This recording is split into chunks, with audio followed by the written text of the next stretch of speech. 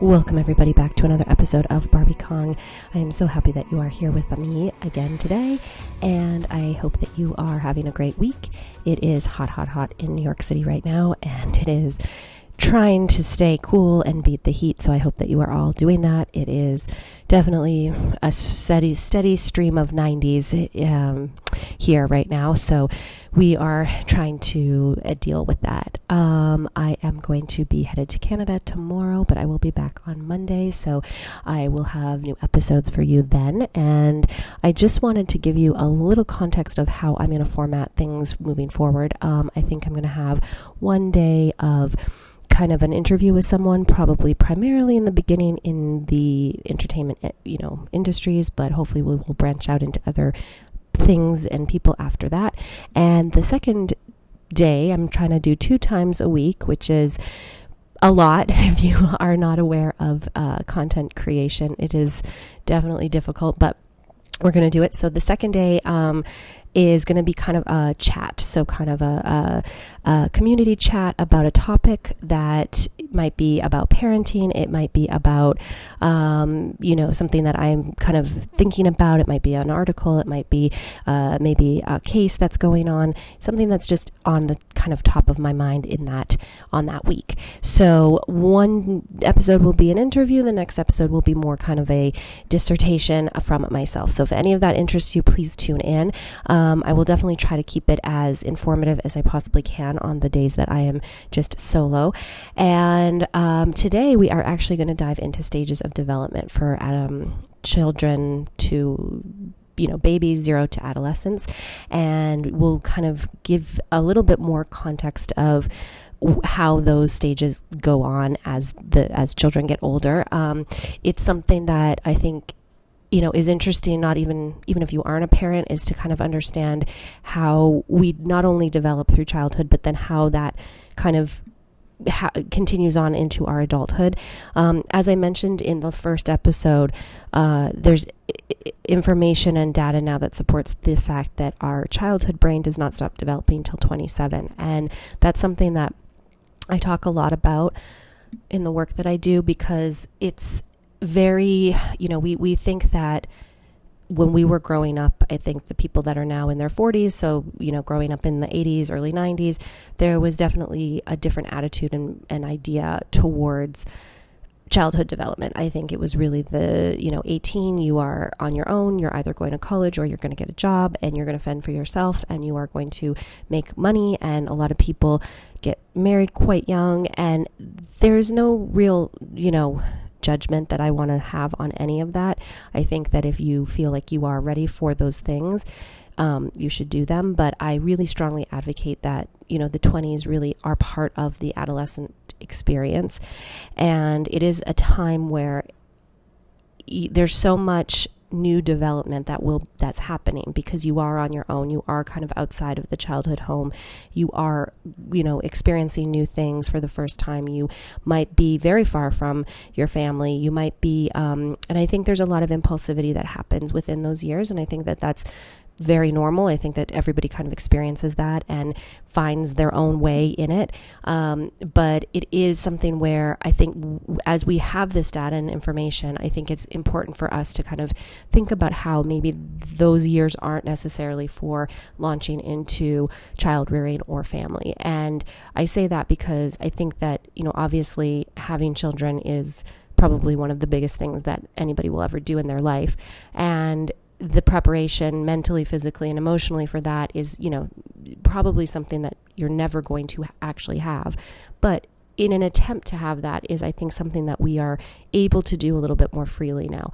I think people are definitely waiting much longer to have children. I think that the career is really coming beforehand, especially for women. And as we'll go and continue to talk to other people throughout the podcast, we will talk about that kind of idea of how, when are those times in your life where you're going to dedicate to being with your children or being into the workforce. And so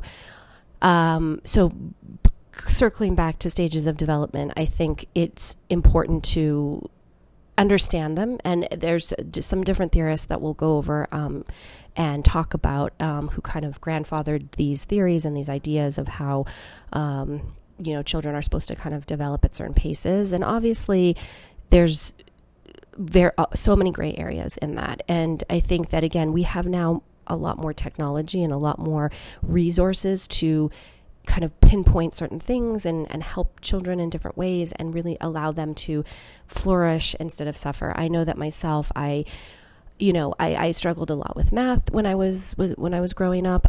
It wasn't just like difficult. It was literally, torturous at times to just sit in a math class and do that. And even still to this day, it's hard for me to do, math things. And so I think, but at the time, I remember in high school, like I'd have to sit through these really difficult math classes, and it was really difficult, it was really hard. And there wasn't like as much support as I think there is now. And again, I think that's because we have this dialogue, we have these, things, and I'll probably do a whole other discussion about, kind of the different, interventions that can happen through schools and through the DOE and through all of that kind of stuff, and how you can kind of be aware of those things, and then also kind of what the main diagnosis that children do have as they are probably in school or they're kind of in these pivotal years.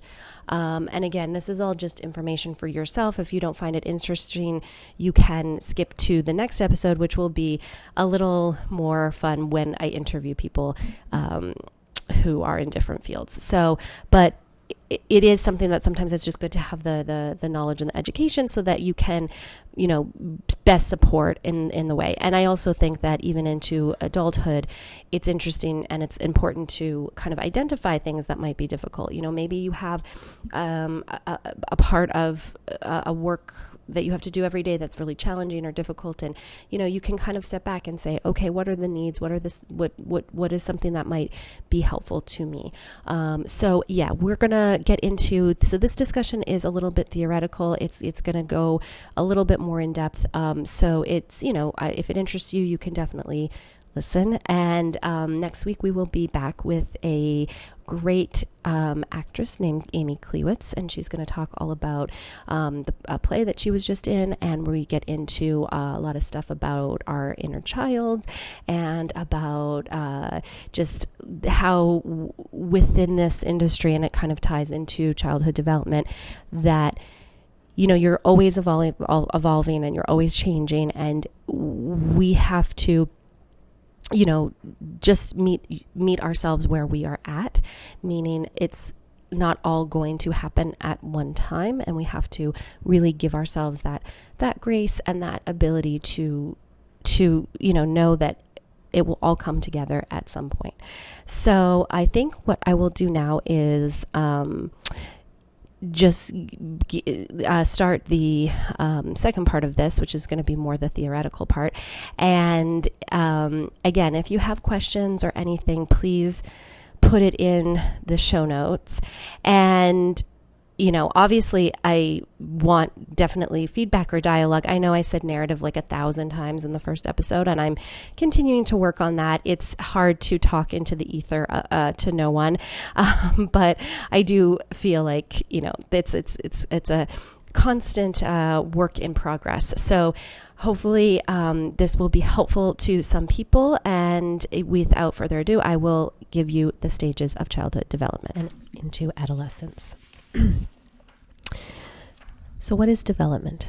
Development is a continuous and ongoing process that involves physical, cognitive, emotional, and social changes. So these changes happen throughout our life from birth until we pass on.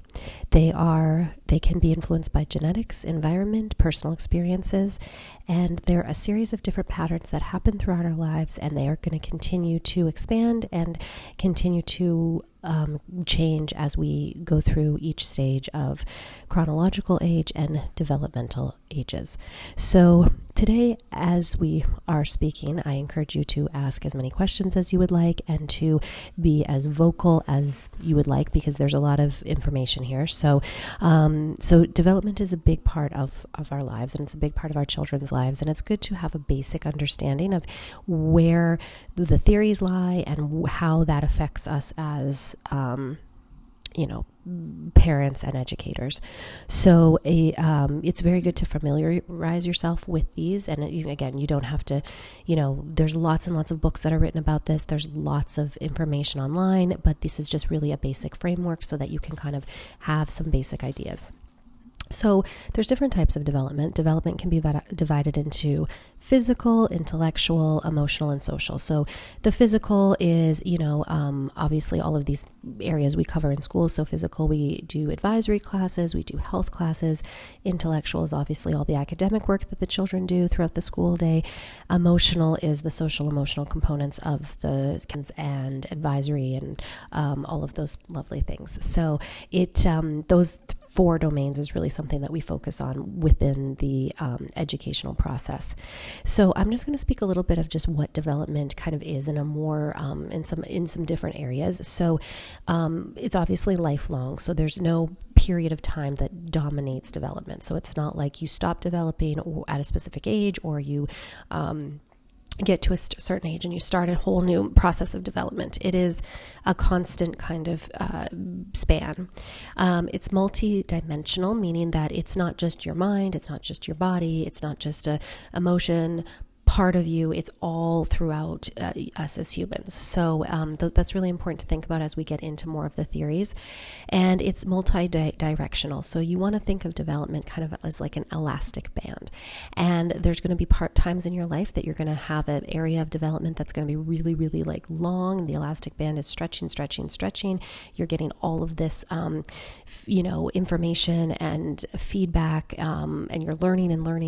Like an example would be language.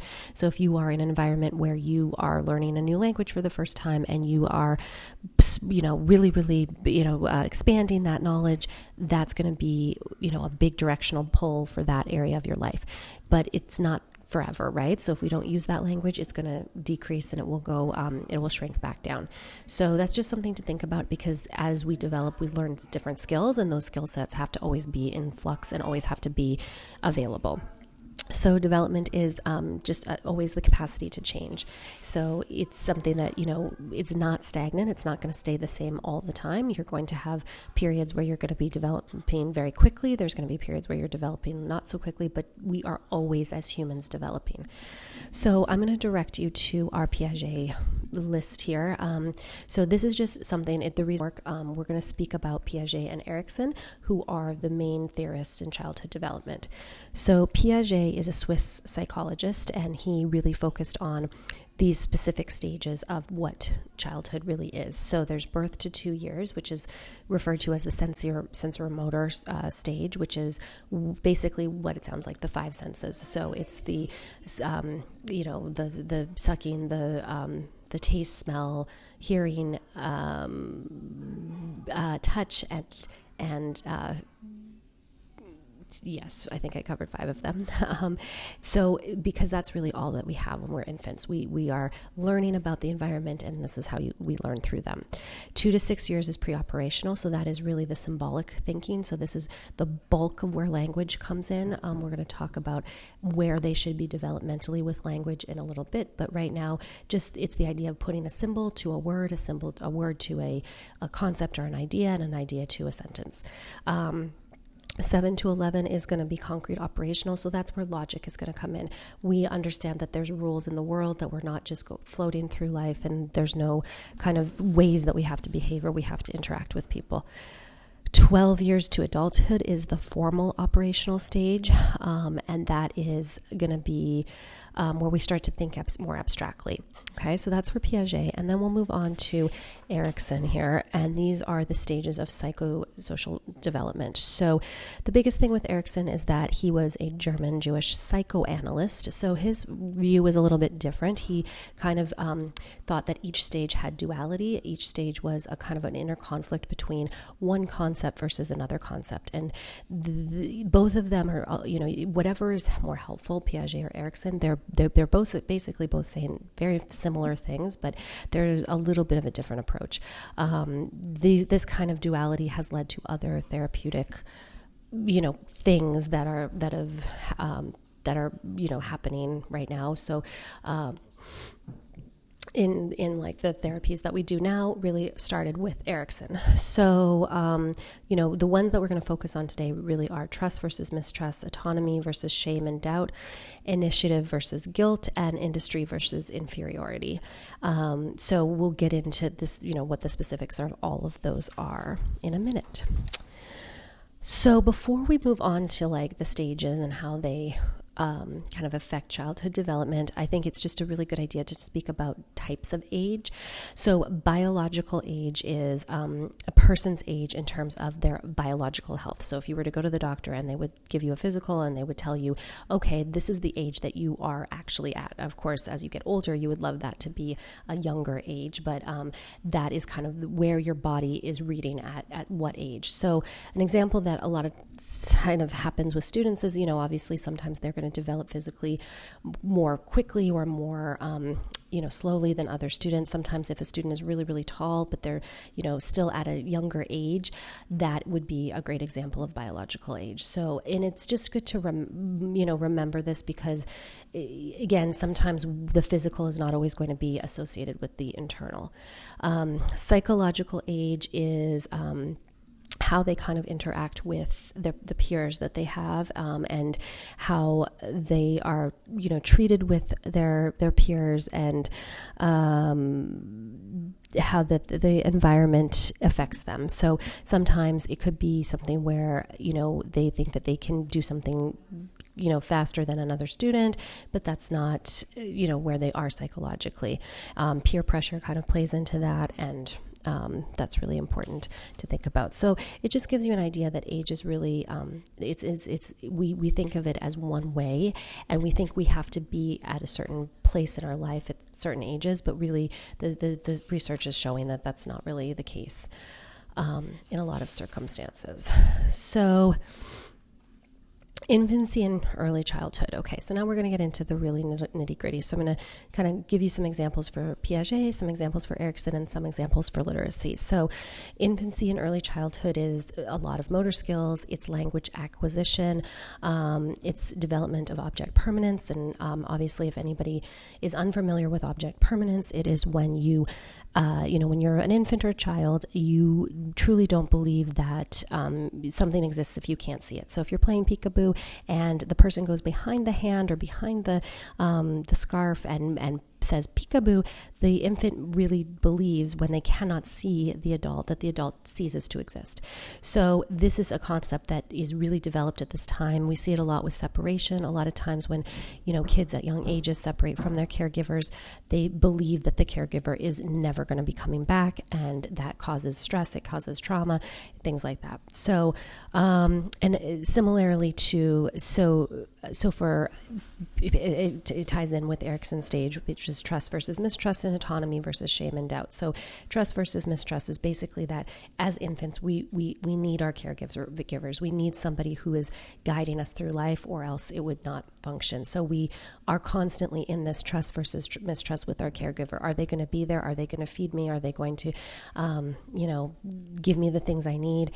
And as they get a little bit older, into their 2-3 years, they're going to start to deal with autonomy versus shame and doubt, which is, how do we kind of go out and start going out into the world, but we also need to learn those boundaries. So an example of that is toilet training.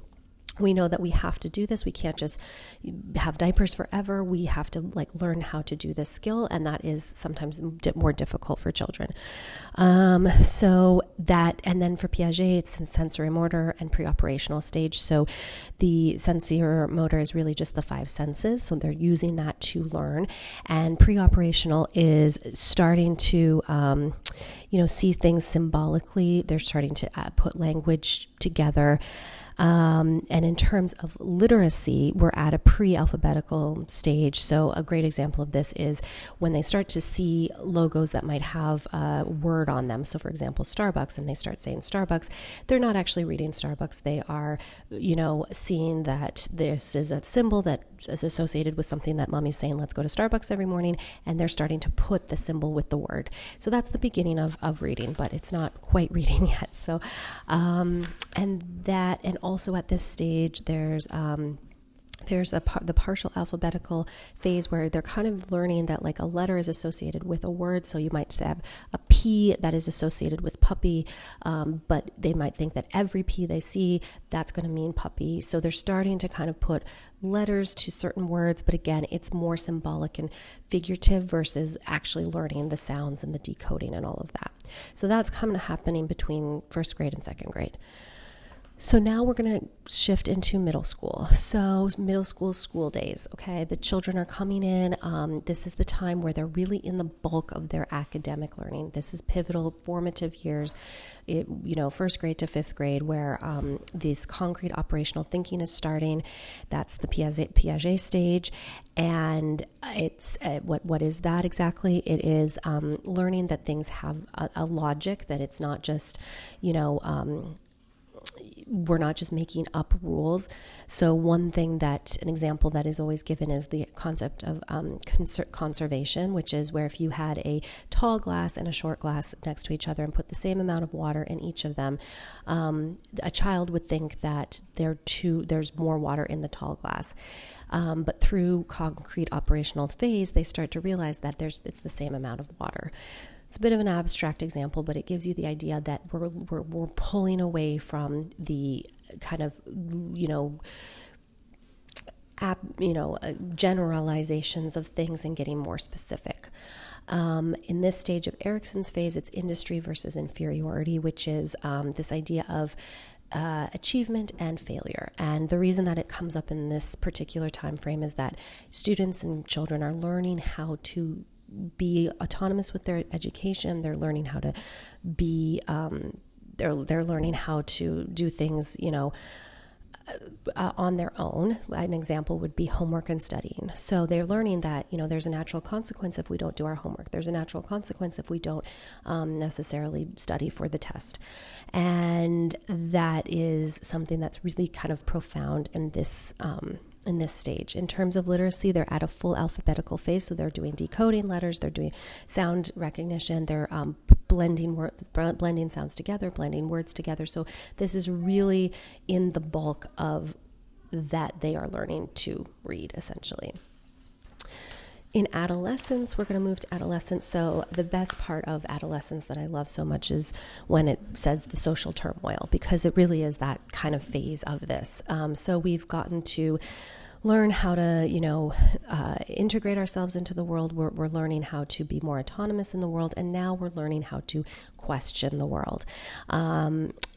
Coupled also with the physical changes with puberty and with physical changes. So we are definitely in the abstract thinking phase of our lives. This is the formal operational stage of Piaget, which is just basically, again, idealistic thinking, abstract thinking.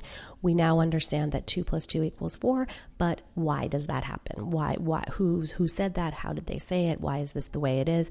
These are all the parts, and this is the normal reaction that comes into adolescence. And it's also identity versus confusion with Erikson. So these are kind of big words, identity and confusion, but it really is the time where they are really learning how to be their own person. They're learning how to go into the world and be successful in whatever that they want to do. And there is a big shift of, we've given you these tools, the adults have kind of guided you, and now we're in a point where there's a crave or there's a need for identity. And unfortunately, that also brings into us confusion because we don't have everything figured out when we are teenagers, unfortunately. So that is one of the biggest things of adolescence. And I'll just finish with adolescence by saying that there's, research now, we now know that the childhood brain, or I guess you could say the adolescent brain, but it does not stop developing until the age of 27. So this is research that has really come out in the last 2 to 3 years. I talk a lot about it because despite the fact that we now cap this at like 12 to 18, there is kind of this phase in, and if you go further with Erikson, he kind of goes into that we are still in this developmental stage in our 20s. And that's why Piaget and Erikson are really the grandfathers of a lot of this, because like we said in the very beginning, development, it doesn't stop. You could be 98 and you're still developing. You're still learning new things. Your brain is still activated. You're still in that, learning phases. So one reason that I bring this up is that I think that we all can kind of go back to these developmental stages to have more information about how that's going to affect children when they are in this 20-something years. There's a lot of people that, have children of their own in their 20s. They get married in their 20s. And there's, things that can be kind of tracked if they are really developmentally ready to do those things. So that's just an interesting kind of like food for thought. So what if your child is not meeting expectations for their age? So this, is obviously going to be something that you're going to kind of discuss. The biggest empowerment you can have is to understand these stages of development. And really, you can ask yourself at times, like, where is my child? If you feel that there's not meeting certain markers or certain things, you can simply, ask them, give it some time. Don't rush. I would not rush into any major things. Development really is unique and specific to each child, and there's not a linear path. I would say talk to your pediatrician. So your pediatrician is the one that's going to know everything about your child. They've known your child since the second day that they were born, when you brought them in for that initial kind of pediatric assessment, and they're going to know kind of the bulk of it. Then discuss with the teachers. You can do an observation, you can do formal evaluations, and then you can go into tier 1 to 3 interventions, and that can lead to a diagnosis. So, really it's when you go down this path, you really have to be prepared and mentally ready for what those things are, and for the whole family unit to really be on board with that. So the lifespan journey is a continuous process. The development is a lifelong and dynamic, as we just said. We always, whether we achieve success very early in life or later in life, we're always kind of in a ability to learn. Each stage represents unique challenges and opportunities, and understanding development can help us support ourselves and others throughout the whole lifespan. And this is just the last image that I will leave with you, and when you are thinking about this, but it's don't put the cart before the horse. So development is, in my opinion, something that is very, particular for everyone. And we live in a time now where, in my opinion, where there's, a city, and not even New York. Sometimes I think it's just a New York thing, but I do think that we live in a time where kids are really, really pushed very hard. The averages of, grades and acceptances for certain things are just getting higher and higher and higher. And these children really do have a lot of pressure on themselves. And, if we go back to these stages of development, if we go back to the research that was done, at times, we things are not developmentally sound. They're not being put through kind of an evaluation of whether they are appropriate for a certain age or for a certain child. So I would really recommend that you just take that off of yourselves, take that off of your children, and really, really ask yourself when you are going, is this the right step for my child? Is my child ready to do Russian math? Is my child ready to walk to school by themselves? Is my child ready to, apply for that high school or apply for that college? These are all questions that we have to kind of keep going. And if the answers don't match up with what everybody else is doing, I really, really empower you to just advocate for your child, because when we push and push and push at times, it does have other problems down the line, and it creates other things. So, everyone we have to learn how to walk before we run. There's no other way around it.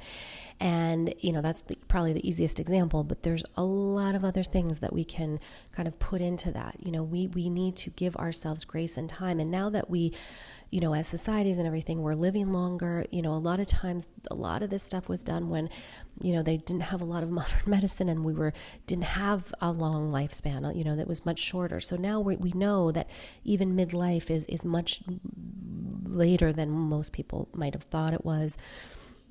So I just really leave you with that, and I hope that that is helpful to you as you kind of go through, go through this process with your child. And just remember that, development is something that we can just all work together to understand. So there's some books. So there you have it, friends. Like I said, this is just information for you. It is not, I am a parent myself. There's no handbook. There's no linear ways. It's challenging and it's difficult. And everybody, goes, as I just said, at your own pace. But what I do want to just emphasize is that part of me doing this is to really promote discussion and to promote thought for yourselves.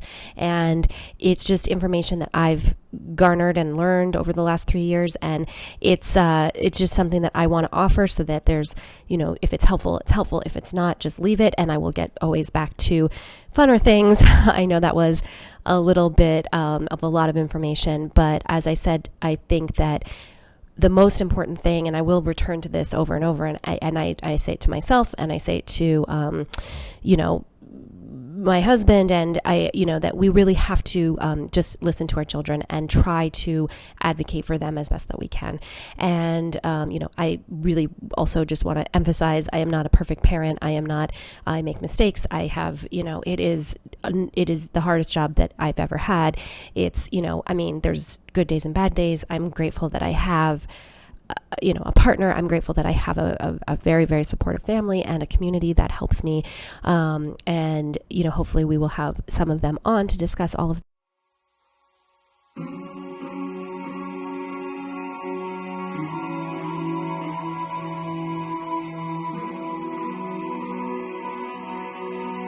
this was helpful, and I will be back next week with my interview with Amy Klewitz. And in the meantime, I hope that you are all enjoying your summer and you are doing fun family activities, or you are resting, because it is a whirlwind of a school year and of a time. And, once we get to the summers, it does kind of feel like there's this suspended time where, you don't even know what day it is. And it's nice, but it's also kind of a little jarring because there is that anticipation of the return, which we will talk about at some later date. So I will leave you with that. And until next time, be well and have a good day.